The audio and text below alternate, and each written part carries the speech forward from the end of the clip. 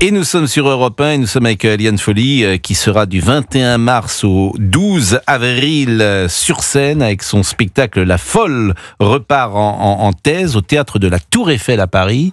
Bonjour chère Liane Folly. Bonjour Pascal, bonjour à tous. Mais puisque nous parlons de l'intelligence artificielle avec monsieur Ganassia, professeur à l'université, et que je vois que Jean-Jacques Goldman et 34 395 artistes ont signé une tribune sur les dangers de l'intelligence artificielle. Je ne sais pas si vous avez signé ou pas cette tribune. Absolument. Et pourquoi considérez-vous qu'elle vous met en danger ?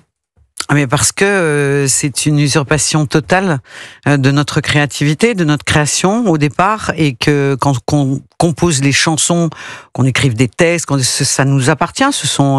Il y a des droits pour ça. La SACEM est un temple qui nous a depuis des années tellement protégés. En France, on a la meilleure institution à ce niveau-là, comme l'ADAMI ou des choses qui ont été montées comme ça, qui sont pour nous salvateurs et qui nous protègent, vraiment protecteurs. Et tout d'un coup arrive ce tsunami qui fait que on peut faire n'importe quoi, monter les musiques, les couper, enfin ne plus même si vous voulez respecter la vraie création. On peut prendre les visages, vous fait dire des choses, la voix. Moi, c'est vraiment mon instrument. Et avec la voix, il est vrai que, alors moi qui suis imitatrice, je peux, pour rigoler comme ça, faire des blagues, appeler des gens. Mais là, c'est du vrai, c'est sur l'image. Les gens, on trompe les gens. Et là, oui, mais qu'est-ce que vous voulez faire ? Alors, monsieur Ganassia, d'abord, est-ce que madame Folly a raison d'avoir peur? Est-ce que ce qu'elle exprime là est juste ou est-ce que c'est un fantasme? Non, elle a tout à fait raison. Aujourd'hui, les grands acteurs du numérique siphonnent l'ensemble du patrimoine et ensuite les utilisent pour entraîner leur modèle. Ça peut être des générations d'images, ça peut être des générations de textes, ça peut être des générations de sons, et ils font... On ne sait pas très bien ce que c'est du pastiche, c'est du plagiat. C'est pas tout à fait du plagiat, parce que le plagiat, c'est la réutilisation telle quelle. Là, effectivement, c'est nouveau. Et en même temps, ça ressemble. Et il y a une atteinte non seulement aux droits patrimoniaux, mais ce qui est beaucoup plus grave, aux droits moraux. Mais il est vrai que nous sommes dans un pays où nous avons cette notion-là qui n'existe pas dans d'autres pays. Ce qui est dangereux, mais ce qui est dangereux, c'est qu'on peut vous faire dire n'importe quoi. C'est même pas qu'on puisse reconstruire une voix. C'est pas du tout ça. On n'est pas là-dedans.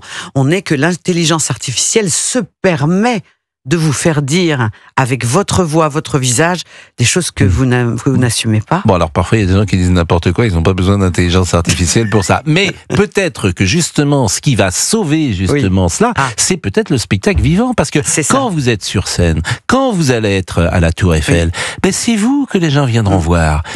Et ils voudront simplement vivre ce moment unique de partage ensemble avec un être vivant, qui n'est pas un être de cinéma ou d'image, etc. Et ça, je pense que ça perdurera, Liane Folly. Jean-Jacques Goldman, qui est vraiment quelqu'un de très visionnaire et que je connais bien, me l'a dit il y a des années, quand les réseaux ont commencé à sortir, on a changé nous aussi de vie. Cette génération, on a vraiment été obligé de s'adapter. Et Jean-Jacques m'avait dit un truc, je m'en souviens très bien. Il m'avait dit de toute façon, le gagnant, ce sera le spectacle vivant. Et c'est totalement vrai. C'est aussi ce que je fais à longueur de temps. Moi, je suis toujours sur scène, donc c'est ce que j'aime. Et c'est ce que je fais. Alors les gens ont un rapport particulier avec vous parce qu'ils l'ont tissé à travers ces années, et c'est vrai qu'il y a une évolution qui n'est pas si fréquente, parce qu'au départ vous êtes traditionnellement chanteuse. Oui. Enfin, pour le public. Pour le public, mais pour vos amis.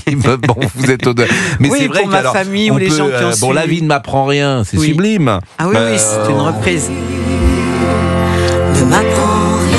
Vous avez une voix peu commune, disons-le, et vous avez une chance d'avoir une voix tout à fait exceptionnelle, au fur et à mesure également, qui avait été un tube. Et puis, on vous a découvert, je ne sais pas s'il y a 15 ans, en commençant à faire des imitations et d'avoir un tempérament Ce sont ce sont des spectacles en fait complets, parce que aussi ma formation l'a été. J'ai été très tôt dans une école de comédie musicale vers l'âge de 7-8 ans, et ce qui m'a plu c'est l'entertainment, mais qui est moins fréquent dans notre pays. Donc c'était plus une formation à l'américaine, anglo-saxonne, et j'ai voulu créer donc cette trilogie. Il y avait la folle parenthèse, la folle parencure et la folle maintenant reparenthèse, où avec une nostalgie très joyeuse d'ailleurs, j'évoque mes parents parce que ce sont eux, je leur rends hommage. Ce sont eux qui m'ont poussé, qui m'ont permis aussi d'être celle que je suis, de faire de la musique, et c'est merveilleux. J'ai eu la chance d'avoir une famille formidable. Bon, est-ce qu'on peut écouter un petit spectacle? Alors je rappelle quand même un petit moment du spectacle. Je rappelle que c'est au théâtre de la Tour Eiffel à Paris. Je ne sais pas si les uns et les autres connaissent ce spectacle. Il y a beaucoup de comiques qui sont au théâtre de la Tour Eiffel. Alors on peut dire que c'est un nouveau théâtre à Paris qui est formidable. D'abord moi j'aime, c'est un écrin, et puis les théâtres comme ça c'est 500 places dans ce théâtre, et c'est vraiment, il est tout près, il touche pratiquement la grande dame Tour Eiffel, et moi je trouve que les vibrations, j'aime tellement ce monument que je m'y sens bien en tout cas. Et vous y serez du 21 mars au 12 avril, et je vous propose d'écouter un extrait de votre One Woman Show, La Folle repart en thèse. Ça va, Liane? Bah alors, faut rigoler, c'est tout.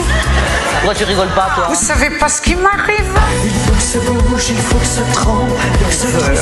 Rien que pour les faire chier, tous ces cons. Et je leur ai dit, Babar vous emmerde. Nombreux là-dedans, ça fait des travaux, ça. Et le danseuse.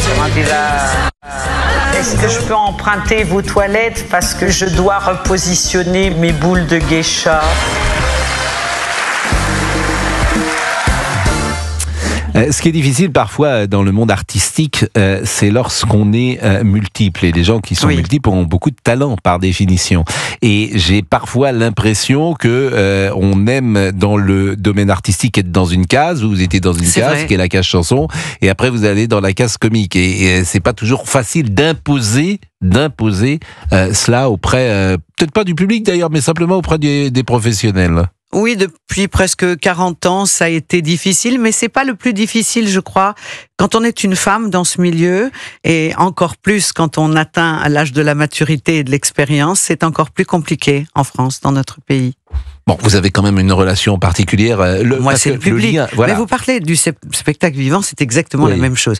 Je pense que j'ai plus bousculé les gens des médias, finalement, plutôt que le public. Le public, jamais je remplis toutes mes salles, Dieu merci, aujourd'hui encore. Et le public, c'est pour moi la seule raison pour laquelle je fais mon métier. Et ils me le rendent tellement bien. C'est ma vie. La scène, c'est ma maison. Et c'est pas si fréquent d'avoir une trajectoire aujourd'hui aussi longue. C'est ça qui est difficile, parce que tout le monde le dit dans tous les domaines, l'important c'est de durer. Voilà, de durer. Et ce lien, et c'est ça qui inquiète parfois avec la jeune génération, c'est que vous avez pu construire avec quand même un petit peu de temps, avec une télévision à l'époque où il n'y avait pas 50 000 réseaux. Donc votre génération peut aller avec ce public et continuer. La jeune génération, ça va peut-être être des carrières éphémères et qui ne tisseront pas précisément le lien que vous avez tissé, parce qu'il y avait des grandes émissions de variété, parce que par exemple en 98, c'est vous qui êtes au Stade de France, qui chantez pour l'inauguration, c'est pas rien quand même, donc les gens s'en souviennent sans doute. Donc ce lien-là, vous avez pu le créer dans un autre univers médiatique. Oui, et puis aussi j'ai eu des expériences différentes, parce que j'ai aussi présenté des émissions de télé, des shows, des émissions de radio, étant chroniqueuse, etc. Donc il est vrai que on m'appelle le couteau suisse, c'est pas pour rien. Bah, vous êtes le bon client, c'est que effectivement, on se dit bon, voilà, il manque quelqu'un autour de la table, on va mettre Liane Folly, elle va nous faire marrer. Invitez-moi pour vos dîners. Elle est marrante, elle est intelligente, elle est jolie, elle va faire rire, elle a de l'esprit. Non, mais c'est vrai. Bon, et vous êtes aussi une professionnelle. C'est-à-dire que vous êtes une professionnelle de ça, parce que derrière ce talent, il y a aussi énormément du métier. de travail. Du métier, en tout cas. Et des années, puisque j'ai commencé très jeune, et donc l'expérience d'avoir aussi travaillé sur ces différentes disciplines et la longueur du temps fait que finalement, voilà, c'est comme vous, Pascal. Hein, ah bah non, moi je fais moins de choses que vous. Non, mais votre expérience. Ah oui, l'expérience est extraordinaire. Je suis d'accord avec vous. Je le vois en 2 secondes, là, tac, tout est, voilà, tout est. Non, mais dans ces métiers, oui, dans ces métiers-là, effectivement, oui, dans ces métiers-là, au moins que ça sert à quelque chose d'être un peu plus âgé que les autres. Géraldine Ramon, oui. Paraît-il qu'il y a un jeu. Il y a un jeu tout de suite. Écoutez, le Top Jeu Europe 1. Oui, c'est le Top Jeu Europe 1 Saint-Valentin à partir de maintenant. Vous avez 15 minutes pour jouer et tenter de gagner. Alors, écoutez bien. Oui, 2 iPhone 16 et 2 paires d'AirPods pour vous et votre cher et tendre. Pourquoi pas? Et pour alors, la Saint-Valentin. le 14 février, vous avez prévu quelque chose? C'est vendredi prochain. Exactement. Et Est-ce que j'ai prévu quelque chose? Oui. Peut-être ou pas. Ben, moi, j'ai pas besoin de la Saint-Valentin pour aimer, Pascal, vous voyez. En tout cas, le tirage au sort, c'est vendredi. Pour gagner 2 iPhone 16 et 2 paires d'AirPods, pour jouer, c'est facile. Inscrivez-vous dès maintenant au tirage au sort. Vous envoyez Europe 1 par SMS au 73921. Europe 1 au 73921. C'est 3 fois 75 centimes plus coût du SMS. Le Top Jeu Europe 1. Bon, Liane Folly est avec nous et c'est un bonheur de vous écouter. Alors, on s'est croisés il n'y a pas si longtemps dans une cérémonie à l'Élysée où le président de la République vous a remis la Légion d'honneur. Et moi, j'y étais aussi parce que j'avais un ami qui s'appelle Philippe Diallo, qui est le président de la Fédération française de foot. Et puis, j'étais là. Et puis, je voyais effectivement des personnalités qui étaient honorées. Qu'est-ce qui vous a touché dans cette cérémonie ? Eh bien justement, c'est le fait. Moi, j'ai été en fait décorée. L'idée vient de Rima Abdul-Malak au départ, qui aimait beaucoup aussi mon parcours, etc. Mais la raison pour laquelle c'est aussi que je n'ai eu de cesse dans toute ma carrière de développer, de transmettre à l'étranger. J'ai beaucoup chanté sur des scènes aussi, d'aller transmettre la richesse de la chanson française. Donc j'ai eu aussi, j'ai travaillé avec Michel Legrand. On a fait des scènes partout dans le monde entier, en Asie, en Chine, au Japon, aux États-Unis. Donc c'est vraiment aujourd'hui je me considère comme une ambassadrice de la chanson française, comme Mireille Mathieu aussi a fait une carrière aussi dans cette voie-là. Et donc c'est la raison pour laquelle j'étais très honorée de recevoir ce prix de la République.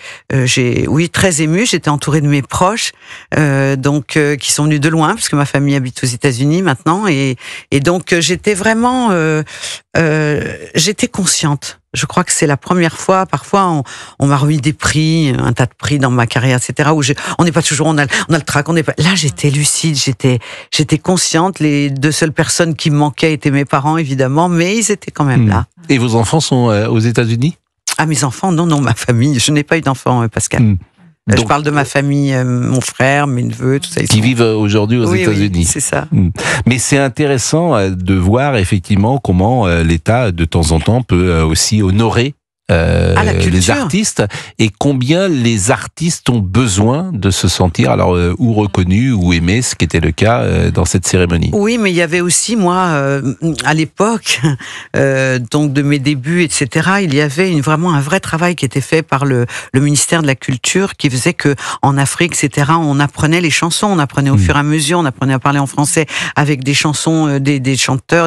On a toujours eu un vrai rôle culturel. Et en ce qui me concerne, j'ai toujours, tout au long de ma carrière, j'ai rechanté Trenet, Aznavour, Beko. Enfin, j'ai pris cette richesse, et les compositeurs français sont les plus grands dans le monde entier. C'est-à-dire qu'aujourd'hui, on prend les chansons les plus jouées ou les musiques de films, ce sont des Français. Et ça, on le sait pas assez. Et vous avez parlé de Michel Legrand, qui était un génie.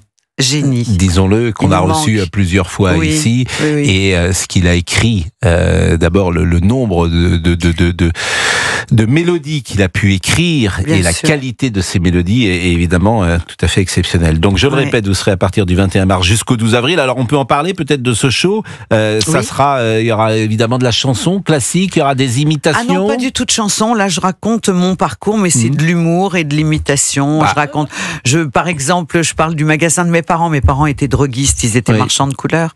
Donc les clientes arrivaient. C'est comme ça que j'ai commencé à imiter les voix.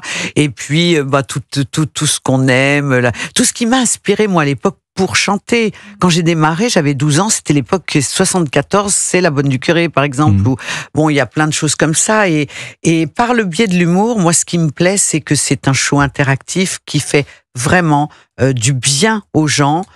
Ils chantent, ils participent, ils rient, je les interpelle, c'est un peu aussi du stand-up. J'improvise beaucoup aussi dans la soirée. Ça veut dire quoi les gens qui imitent? Moi j'ai toujours été frappé, il y a toujours il y a un truc dans l'imitation. Oui. Ça vient tout de suite, ça vient à 7 ans, 8 ans, 9 ans, on commence à imiter son prof, sa mère, sa grand-mère, plus ou moins bien. Après on imite l'imitateur souvent parce qu'il a plus de talent que nous, donc on imite l'imitateur. Moi j'imitais Thierry Leluron par exemple, ça. Évidemment tu imites. Quand j'imite Lama, j'imite Thierry Leluron en train d'imiter Lama. Bon, alors voilà, parce qu'il faisait ça, donc tu lui piques ce truc-là. Mais qu'est-ce que ça signifie à votre avis? Alors c'est très curieux parce qu'il y a eu les Américains ont fait des expériences, etc. Ils se sont rendus compte que les serial killers étaient des très bons imitateurs. Oui, donc c'était parce que ça peur. Oui. Bon, j'ai pas passé encore cette étape.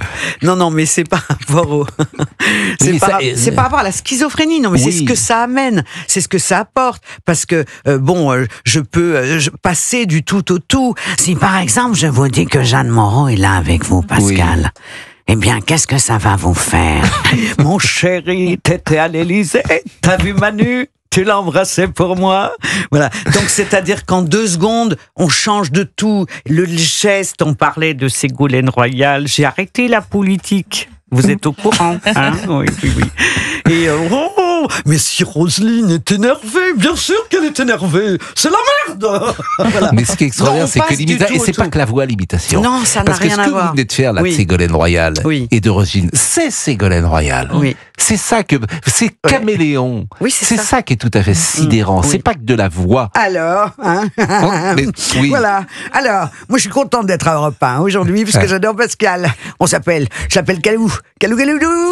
Voilà. C'est ça qui est drôle. Donc ça veut dire quelque chose, l'imitation. Ça va bien au-delà de la voix. Ça va au-delà de la voix. Parce que c'est une magie. Les gens, tout le monde aime l'imitation, c'est ce qui est curieux. Tout le monde s'amuse avec ça. Donc c'est un rapport avec quelque chose de plus mystérieux, un peu, c'est à la limite. Vous savez que chaque année, nous on fait un truc ici. Il y a la Journée mondiale de l'imitation. C'est pas vrai. Et on demande aux gens d'imiter. C'est génial.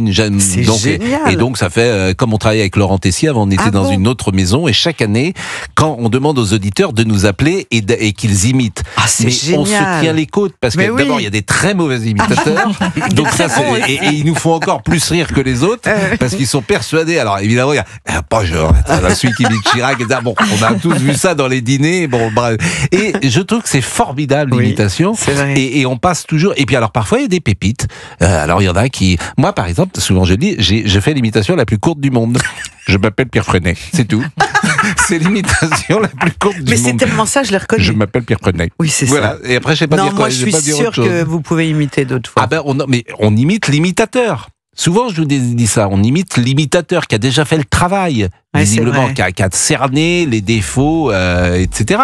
Et en revanche, le vrai talent, c'est Laurent Gérard, c'est vous, qui chope des choses que... Et après, tout le monde imite l'imitateur. C'est ça qui est extraordinaire. Nicolas Sarkozy, le premier qui l'a imité, c'est assez récent. Ben voilà, c'est ce que vous dites. Oui, c'est ça. Mais les gens font des mimiques parfois. Ben voilà. Mais avant, moi, j'adore mon amoureux. Oui. Il est où, Nicolas? Je le cherche partout. Bon, il est 12h51. C'est l'heure de déjeuner. Non, mais c'est bien. Écoutez, regardez, Monsieur Canassia, il est professeur à la Sorbonne. Il s'ennuie d'habitude à la Sorbonne. Il est avec l'intelligence artificielle. Il va revenir. Bon. Alors, on va voir la publicité. Il est toujours 51.